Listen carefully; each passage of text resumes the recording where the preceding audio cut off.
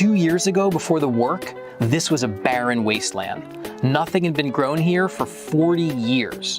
When the UN World Food Program told the villagers that they were going to bring this land back as part of the Great Green Wall, they said it was impossible. But here we are in Africa, in the desert at the northern edge of Senegal, and life has returned.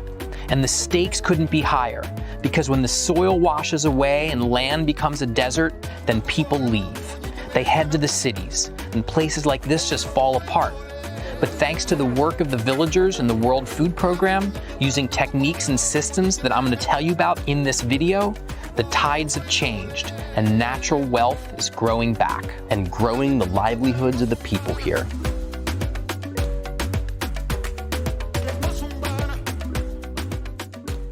Senegal, it is the westernmost point of the entire continent of Africa. I met with the World Food Program there in Dakar to discuss our trip. So then we drove with the World Food Program. It was about a 7-hour drive through the Sahel. The ecosystem really changed a lot. In the southern part, the trees were larger, dispersed amongst the millet fields. As we drove north, the trees became smaller and smaller. This is late in the rainy season. This land is as green as it gets right now for the whole year. I've never seen this many grazing animals. The entire Sahel is like one big free-range pasture. So we drove up to the point where it transitions to the Sahara Desert, which is the Senegal River.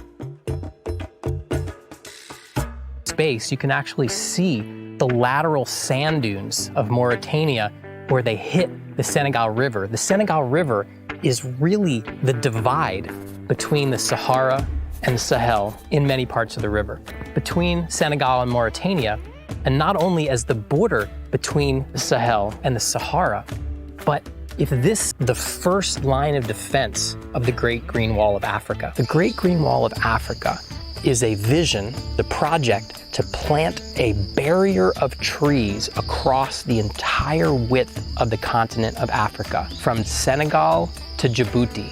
And the purpose of this Great Green Wall is to stop the southern expansion of the Sahara Desert.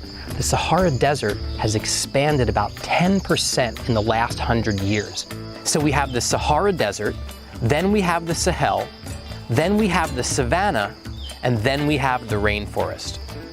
The design is to actually have a barrier of trees to stop the expansion of the desert southward. So I'm here on the ground at the Great Green Wall to show how we can restore degraded landscapes, we can keep the Sahara at bay, create abundance, have people living here and thriving. We are here at WFP project site. We are in a very degraded land area. In the early beginning, when we presented the process and the idea, the community didn't believe. They said, no, this is not true. This is not feasible. We cannot recover this land. More than 40 years, we are here. Nothing is growing on this side. The process started with the community-based participatory planning. By the end of this process, it was agreed that one of the major actions is the land reclamation or land recovery project. This is a sort of school. They come to learn how to improve land. The people believe and they are convinced and they are also committed. You can see. At WFP, we have planted and rehabilitated some 300,000 hectares of land over the past years. And what you see here is 30 hectares out of those 300,000. This is a contribution to the Great Green Wall because the Great Green Wall is like a patchwork, a mosaic of forests that together create this wall that will protect the Sahel from being encroached by the Sahara Desert. We're working on degraded land and bringing it back to life. And that takes a few stages. When we start with a soil like this one that we see right here, okay, that is crusted, that is sun-baked, that cannot support any kind of life because it is literally hard as cement. There's no way seeds or any plants can actually take root here. We bring it back to life and we bring it back to production so that it can feed people and it can feed the communities and communities can start thriving again.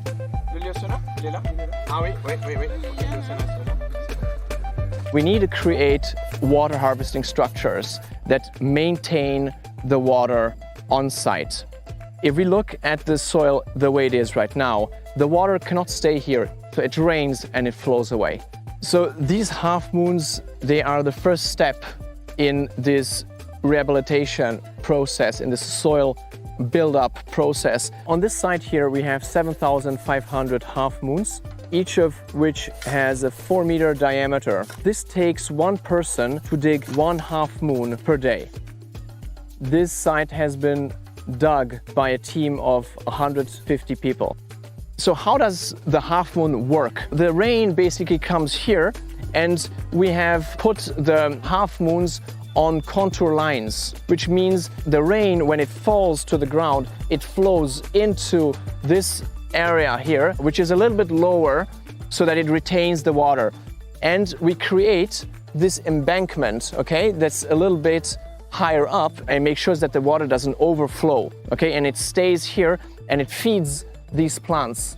So we are mainly using local species like the sorghum and the millet that actually has been domesticated here many thousands of years ago. So it actually comes from the Sahel and produce a maximum quantity of biomass as well. So they are perfect to rehabilitate the land while feeding the people at the same time. This is nothing new. We have not invented a technology here. The half moon technology is actually an endogenous technology to the Sahel and has been forgotten over time. We have rescued it from the past. So the sorghum that you can see behind us actually grew only with rainwater. Around 10 to 15% of water that will be caught here will enter the ground and will recharge the groundwater tables. That way we actually achieve a balance of water. So we are not depleting the water resources, but we're making sure that we keep enough water in the ground for future generations. Then we have another system that mainly consists of planting lines. We have horticulture beds where we can plant tomatoes, okra, and so on. Here we have trenches where we have planted moringa, we have planted pigeon pea, and we have planted also some okra that has grown wildly here. And the idea here is that we have biomass trenches that will provide biomass as the system grows. In between these trenches, we have planting pits where we have planted fruit trees. We have guava, citrus. This is just a very first step in this pilot. We'll also be using other native species that we'll be planting in the pits that will drive the rejuvenation of the soil and the protection of the soil as the system starts growing into abundance and producing food and life for the people here.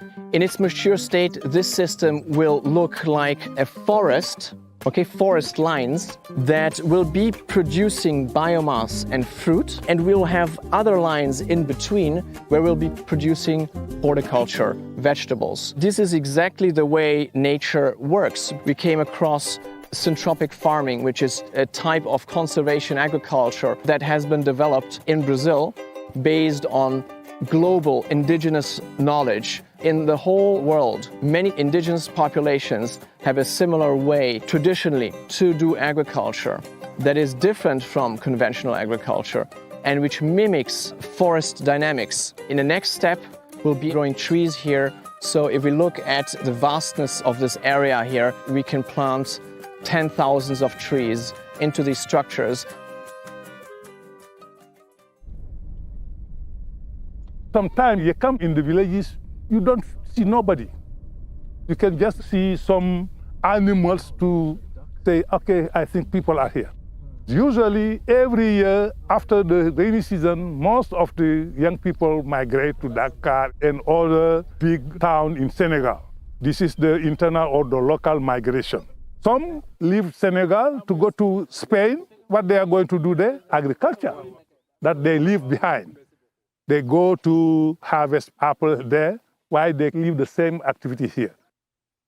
Before, they were thinking about how to migrate. But they told me now they don't think about that. With this borehole we put in place, now we are going to work 12 months on vegetable production. Now these young boys who are very key for the village security, for the village development, now don't need to go to live just the old people in the village. Now they will contribute to the local dynamic of the community. Now they are together, they have social cohesion.